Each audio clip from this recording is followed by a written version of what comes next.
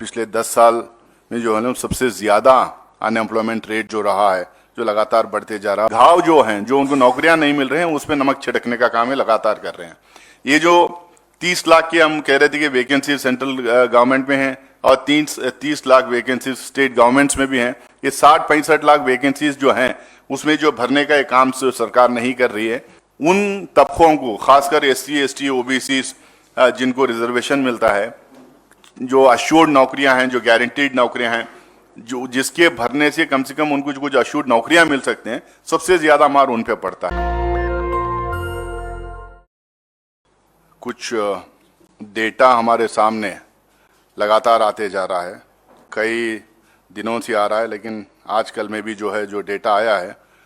और उसके मुकाबले में जो सरकार कर रही है वो सब आपके सामने है। 10% जो है बेरोजगारी का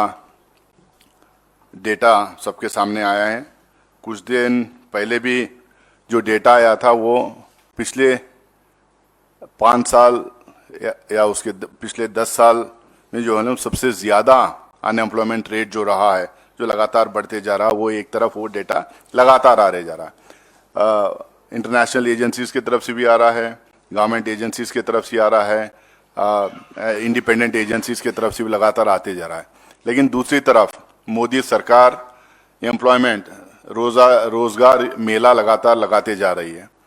ये हम लोग बार बार पार्लियामेंट के अंदर और पार्लियामेंट के अंदर भी हम लोगों ने कहा है कि ये जो स्टंट और जो PR पॉलिटिक्स जो सरकार करती है, इससे सिर्फ जो है वो चंद नौकरियां जो ऑलरेडी वैकेंसीज हैं, जो सरकारी वैकेंसीज जो कई सालों से जो भरे हुए नहीं थे, हमारे अपोजिशन की तरफ से बेरोजगारी वाला मुद्दा बार बार उठाने के बावजूद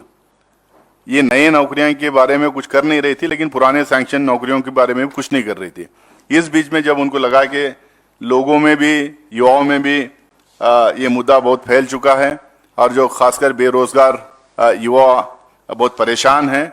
और इससे काफ़ी हादसे भी देश भर में हुए हैं, जब चल के उन्होंने ये मेला का स्टंट शुरू किया। जो अवेलेबल वैकेंसीज हैं, जो वैकेंसीज हैं, उसमें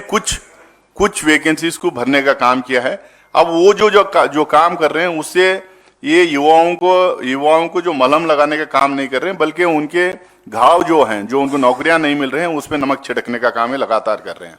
ये जो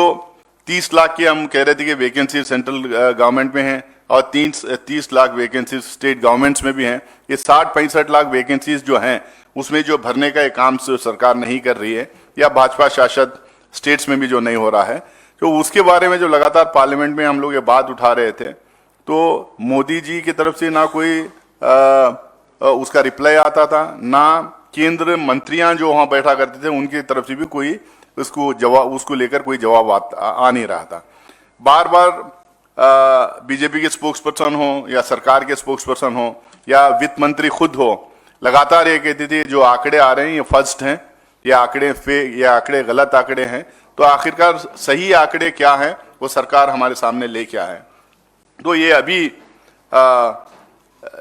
जो ये नौकरियां नहीं दे रहे हैं, इससे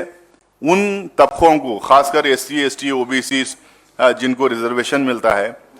जो अश्योर्ड नौकरियां हैं, जो गारंटीड नौकरियां हैं, जो जिसके भरने से कम उनको कुछ अश्योर्ड नौकरियां मिल सकते हैं, सबसे ज्यादा मार उन पे पड़ता है। ये बात हम लोग लगातार उठाते आए हैं, लेकिन ये सरकार कुछ इससे कर नहीं रही है। इससे बेरोजगारी के साथ साथ महंगाई कितनी बढ़ रही है, गरीबी कितनी बढ़ रही है, अब तमाम लोगों के सामने है। ये 5 राज्यों में इस मुद्दे को हम लोग लगातार उठाने की कोशिश करेंगे।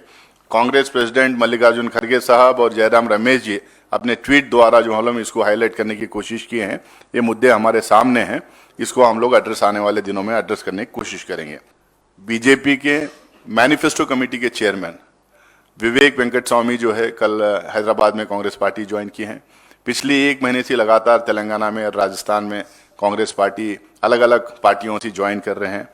ये पूरे देश भर में कांग्रेस की जो लहर चल रही है, हिमाचल और कर्नाटका की जीत के बाद, भारत जोड़ो यात्रा के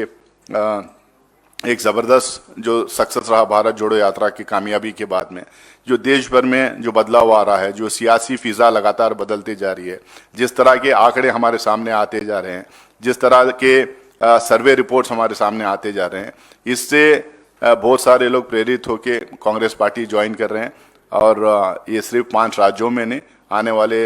लोकसभा चुनाव के लिए भी मुझे लगता है कि ये अच्छे संकेत हमारे लिए हैं। नेशनल दस्तक की आपसे गुजारिश है कि अगर इसको बचाना चाहते हैं तो नेशनल दस्तक को सब्सक्राइब करने के लिए रेड कलर के सब्सक्राइब बटन को दबाएं, फिर बेल आइकन की घंटी दबाएं। नेशनल दस्तक को बचाने के लिए बहुत जरूरी है कि हर खबर को शेयर करें, लाइक करें, कमेंट जरूर करें।